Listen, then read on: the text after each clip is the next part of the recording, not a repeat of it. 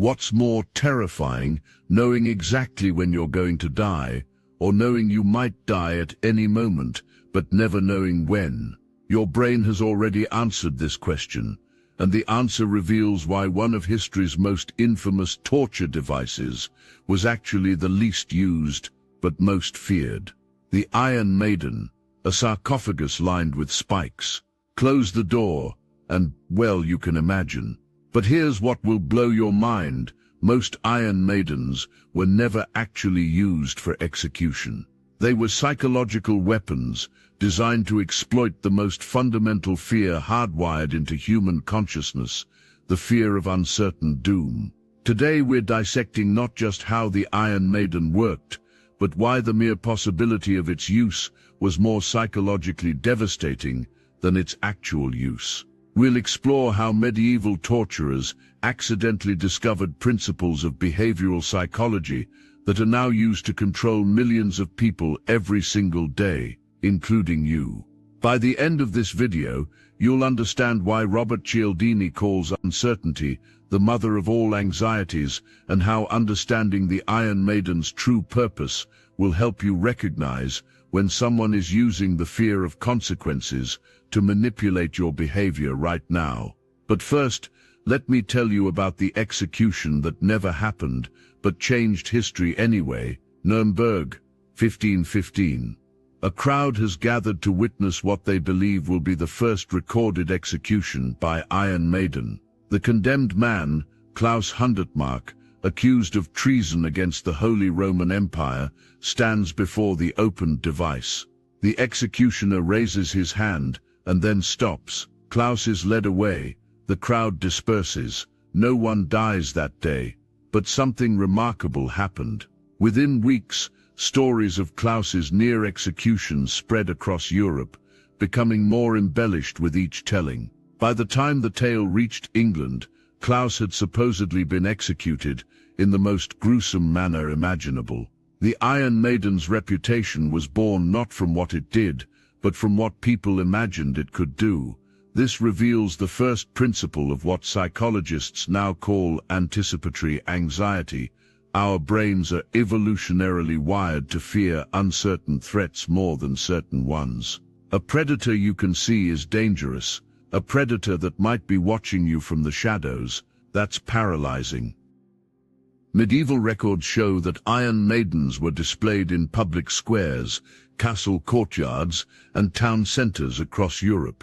But execution records, almost non-existent. The device's power wasn't in its use, it was in its presence. It weaponized the human imagination against itself. Robert Greene discusses this in Law 17, Keep Others in Suspended Terror. But the Iron Maiden took this further. It didn't just create suspended terror for enemies, it created what we now call vicarious conditioning for entire populations. People who had never seen an execution became terrified of a device that was rarely used. But here's what's truly disturbing about how the Iron Maiden worked psychologically. It wasn't the spikes that broke people's minds, it was the waiting. And the neurological mechanisms it exploited are still being used to control your behavior every single day. Modern neuroscience has identified something called the uncertainty effect. Our brains consume significantly more energy processing uncertain threats than certain ones. An MRI scan of someone awaiting uncertain bad news shows activation patterns similar to those of someone experiencing actual physical pain. Here's what's happening when you know something bad will happen. Your brain can prepare. It releases stress hormones, focuses attention, activates coping mechanisms. But when you don't know if something bad will happen, your brain gets stuck in what researchers call hypervigilant scanning mode, minds constantly searching for threats that may not exist. Dr. Aki de Burker's research at University College London proved that people would rather receive a painful electric shock immediately than wait for a shock that might never come. The uncertainty was more psychologically damaging than the actual pain. The Iron Maiden exploited this bug in human consciousness 500 years before we had the science to understand it. This aligns with Robert Cialdini's principle of loss aversion. We're more motivated by avoiding potential losses than gaining potential benefits. But the Iron Maiden added a twist. It made the potential loss so vivid and uncertain that victims would do anything to avoid even the possibility of experiencing it. Interrogation records from the Spanish Inquisition show that suspects questioned in rooms containing Iron Maidens confessed 73% faster than those questioned in rooms without them. The device didn't need to be used, it just needed to be seen. It turned the human imagination into an accomplice to torture. But here's where it gets truly chilling. This same psychological mechanism, uncertain consequences controlling behavior, is the foundation of how modern power structures maintain control. And most people never realize it's happening to them because the Iron Maiden taught rulers something more valuable than how to execute enemies. It taught them how to make enemies execute themselves. The Iron Maiden's true genius wasn't in killing people. It was in making people kill parts of themselves to avoid the possibility of being killed. Victims would abandon beliefs, betray allies, sacrifice principles, all to avoid a fate that might never come. This is what psychologists now call anticipatory compliance. Dr. Martin Seligman's research on learned helplessness shows that when organisms believe they can't escape punishment, they stop trying to escape even when escape becomes possible. The Iron Maiden created learned helplessness not through repeated punishment, but through the constant threat of punishment. Think about the psychological process. You're brought into a room. There's a spiked sarcophagus in the corner. You're told it might be used on you if you don't cooperate. Your brain immediately begins catastrophic thinking, imagining not just death, but the specific vivid manner of death. This imagery becomes so overwhelming that cooperation feels like relief. Medieval confession transcripts reveal a fascinating pattern. People questioned in the presence of Iron Maidens didn't just confess to what they were accused of, they confessed to additional crimes they hadn't been asked about. The fear of uncertain doom made them preemptively surrender information to avoid any possibility of the device being used. This exemplifies Robert Greene's Law 27, play on people's need to believe to create a cult-like following. But the Iron Maiden went deeper. It didn't just exploit existing beliefs, it made people believe that submission was their own idea, their own choice for survival. And this reveals something terrifying about human nature. When faced with uncertain, catastrophic consequences, we don't just comply with demands, we anticipate demands and comply with those too. We become our own jailers. Which brings us to the most disturbing part of the Iron Maiden's legacy. The device may be obsolete, but the psychological principles it revealed are more relevant today than ever. In fact, you've probably experienced modern Iron Maiden tactics in the last 24 hours. Every notification on your phone is a micro Iron Maiden. It creates uncertain consequences. Maybe it's important, maybe it's not, but the uncertainty keeps your brain in that same hyper-vigilant scanning mode medieval torture victims experienced. You check compulsively not because you want to, but because the uncertainty is psychologically unbearable. Consider how social media algorithms work. They don't show you consistent consequences for your posts. Sometimes you get lots of engagement, sometimes none.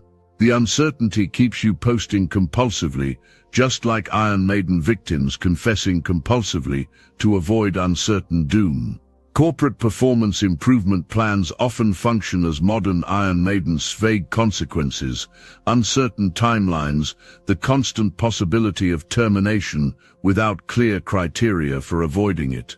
Employees modify their behavior not based on clear rules, but on fear of unclear consequences. Even educational systems use Iron Maiden psychology.